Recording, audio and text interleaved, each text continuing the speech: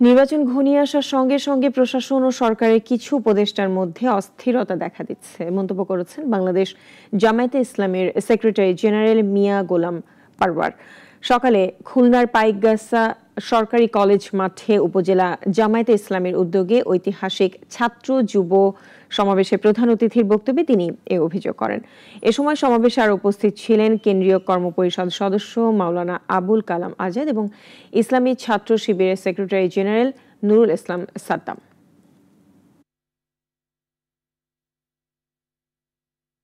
প্রশাসন এবং সরকারের অভ্যন্তরে কিছু উপদেষ্টাদের মধ্যে কেন যেন একটু অস্থিরতা দেখা যাচ্ছে, নাকি বলেন? থানার ওসি সাহেব, ইউনো সাহেব, ডিসি সাহেব, সচিবালয়, বিভিন্ন জায়গায় যারা আমরা রাষ্ট্রযন্ত্রের গুরুত্বপূর্ণ জায়গায় বসে আছেন, কখনো কখনো একটা বিশেষ দলের চাপে যেন তারা নথি স্বীকার করছেন, তাদের প্রভাব খাটিয়ে তাদের কথা শুনতে বাধ্য করা হচ্ছে। উপদেষ্টাদের মধ্যে দু একজনকে দেখা যায় একটি দলের সাথে